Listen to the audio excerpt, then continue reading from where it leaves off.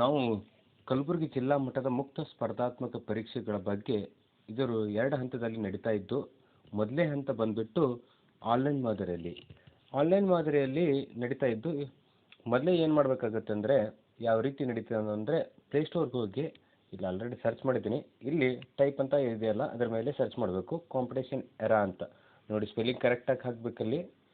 ಹಾಕಿ search ಮಾಡಿದ್ಮೇಲೆ ಈ ಥರ ಬರುತ್ತೆ. ಅದರಲ್ಲಿ ನೋಡಿ, ಈ ರೀತಿ ಸಿಂಬಲ್ ಇರೋ ಕಾಂಪಿಟೇಷನ್ ಎರಾ ಮೇಲೆ ಕ್ಲಿಕ್ ಮಾಡಬೇಕಾಗುತ್ತೆ. ಆಲ್ರೆಡಿ ನಾನು ಇನ್ಸ್ಟಾಲ್ ಮಾಡಿದ್ದೀನಿ. ಇಲ್ಲಿ ನೀವು ಯಾರೆಲ್ಲ ಇನ್ಸ್ಟಾಲ್ ಮಾಡ್ತಾ ಇದ್ದೀರಾ ಫಸ್ಟ್ ಟೈಮು, ಅಲ್ಲಿ ಇನ್ಸ್ಟಾಲ್ ಅಂತ ಕ್ಲಿಕ್ ಮಾಡಿ. ಆಮೇಲೆ ಇನ್ಸ್ಟಾಲ್ ಆದಮೇಲೆ 12 MB ಇದೆ. ಇನ್ಸ್ಟಾಲ್ ಆದಮೇಲೆ ಓಪನ್ ಅಂತ ಕ್ಲಿಕ್ ಮಾಡಿ.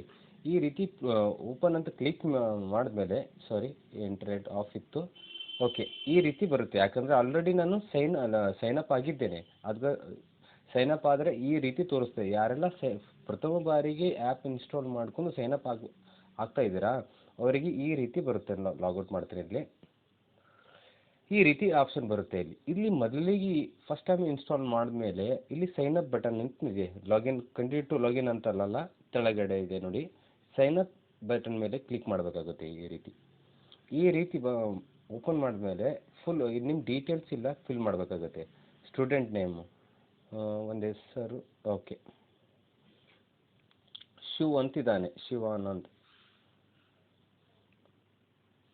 ಶಿವಾನಂದ ಅಂತ ಇದ್ದಾನೆ. ಅವನ ಮೊಬೈಲ್ ನಂಬರ್ ಬಂದುಬಿಟ್ಟು 7676757575. ಈ ರೀತಿ ಇದೆ ಅಂತ ಅಂದ್ಕೊಳ್ಳಿ. ಸುಮ್ಮನೆ ಒಂದು ಮೊಬೈಲ್ ನಂಬರ್ ಹಾಕ್ತಿರ್ತೀನಿ ನಾನು.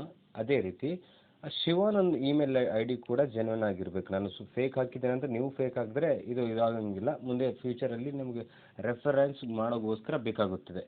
ಈಗ ಶಿವಾನಂದ್ ಇಮೇಲ್ ID ನೋಡಿ, ಶಿವಾನಂದ 123@gmail.com.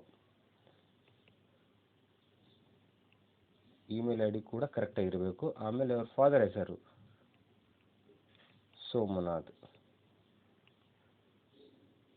ಸೋಮನಾಥ್ ಅಂತಿದೆ. ಯಾವ ಕ್ಲಾಸ್ ಅದು? ಟೋಟಲ್ ಆಗಿ ಇದು ಜಿಲ್ಲಾ ಮಟ್ಟದ 4 ಸ್ಪರ್ಧೆಗಳು ನಡೀತಾ ಇದ್ದಾವೆ. ಇದರಲ್ಲಿ SSLC ವಿದ್ಯಾರ್ಥಿಗಳು ಪಾಲ್ಗೊಳ್ಬೋದು, ಕಲಾ ವಿಭಾಗದವರು ಪಾಲ್ಗೊಳ್ಬೋದು, ದ್ವಿತೀಯ PUC ಸೈನ್ಸ್ ವಿಭಾಗದವರು ಪಾಲ್ಗೊಳ್ಬೋದು.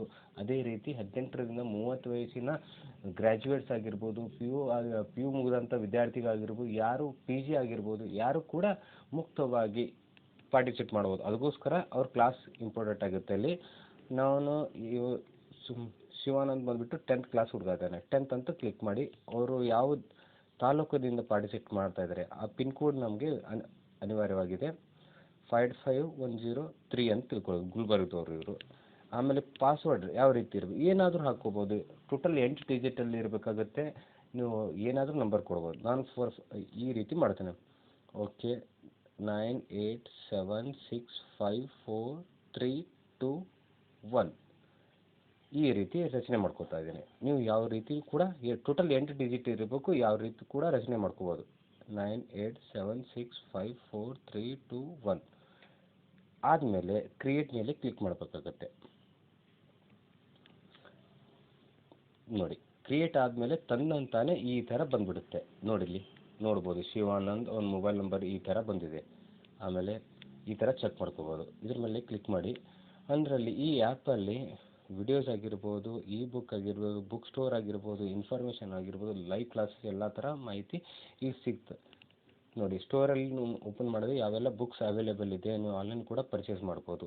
ಇವಾಗ ಎಲ್ಲ ಬೇಡ, ಕಾಂಪಿಟೇಷನ್ ಬಗ್ಗೆ ತಿಳ್ಕೊಳ್ಳೋಣ. ನೋಡಿ, ಕಾಂಪಿಟೇಷನ್ ಮೇಲೆ ಕ್ಲಿಕ್ ಮಾಡ್ತೀರಾ. ಕಾಂಪಿಟೇಷನ್ ಬಗ್ಗೆ ಯಾರೆಲ್ಲ ಈ SSLC ಶಿವಾನಂದ್ SSLC ವಿದ್ಯಾರ್ಥಿ ನೋಡಿ, ಇದರ ಮೇಲೆ ಕ್ಲಿಕ್ ಮಾಡ್ತಾನೆ.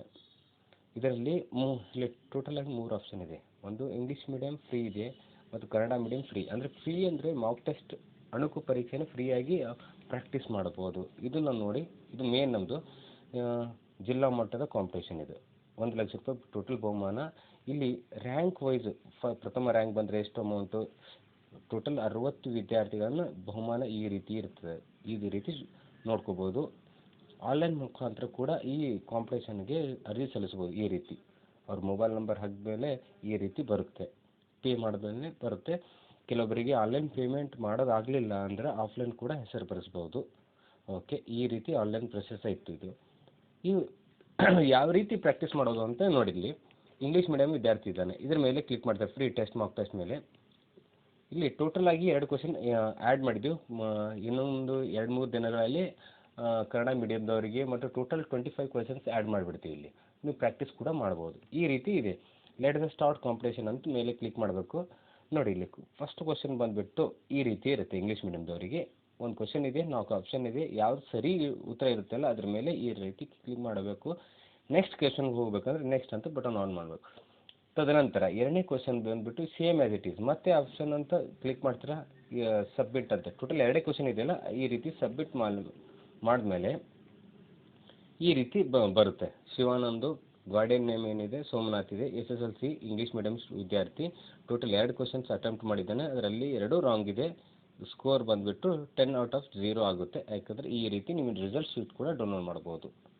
ಇದ್ರ ಬಗ್ಗೆ ಏನಾದರೂ ಡೌಟ್ ಇದ್ದರೆ ನಮಗೆ ಕಾಲ್ ಮಾಡಿ ಕೇಳ್ಬೋದು. ಇದು ಯಾವ ಹಂತದಲ್ಲಿ ಇರುತ್ತೋ ಅಂತ ಇನ್ನೊಂದು ವಿಡಿಯೋದಲ್ಲಿ ನಾವು ತಿಳಿಸ್ಕೊಡ್ತೀವಿ. ಓಕೆ, ಧನ್ಯವಾದಗಳು.